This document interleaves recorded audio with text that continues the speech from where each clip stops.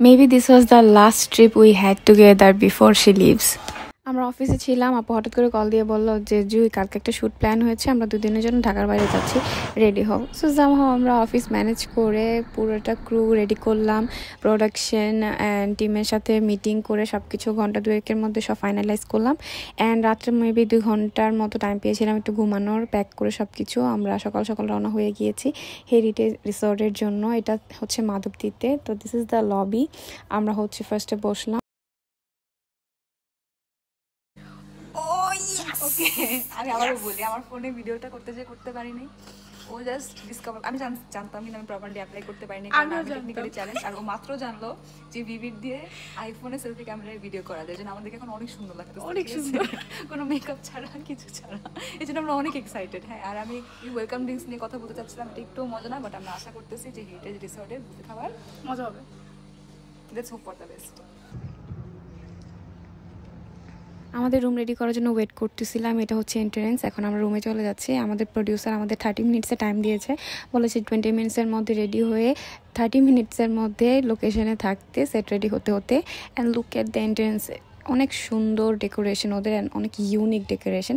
এর মধ্যে আমি ফার্স্ট একটা SMC এনার্জি ড্রিঙ্কস খেয়ে নিচ্ছি, because I am low on energy and রাতে ঘুমও হয় নাই। So this is a mace up situation for me.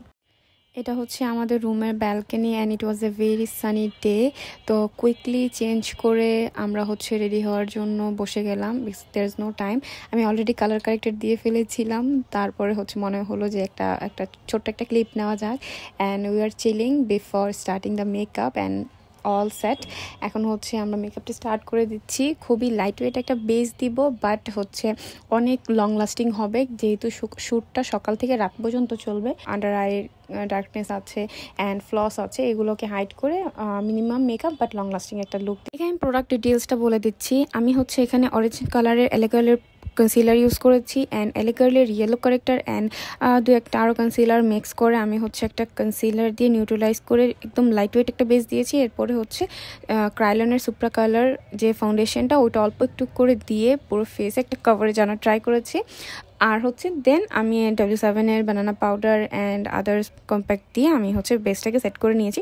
অনেক বেশি পাউডারই, অনেক বেশি কেকে কোনো মেকআপ করবো না এখানে হচ্ছে আমরা খুবই light weight and long lasting একটা লুক করবো। সো এটাই করছি। অ্যান্ড এই স্পঞ্জটা হচ্ছে আমরা মিডিয়াতে ইউজ করে থাকি, this is very convenient to use. And then আমি হচ্ছে W7-এর ব্রঞ্জার দিয়ে তার ফেসটাকে ব্রঞ্জ আপ করে নিচ্ছি। অ্যান্ড দেন অনেকগুলো ব্লাশ দিয়ে নিব তার প্রেফারেন্স অনুযায়ী। হাইলাইটার খুবই কম দেবো, যেহেতু দিনের বেলা শ্যুট এবং সারাদিনের শ্যুট, তো হাইলাইটার খুব কম দিব।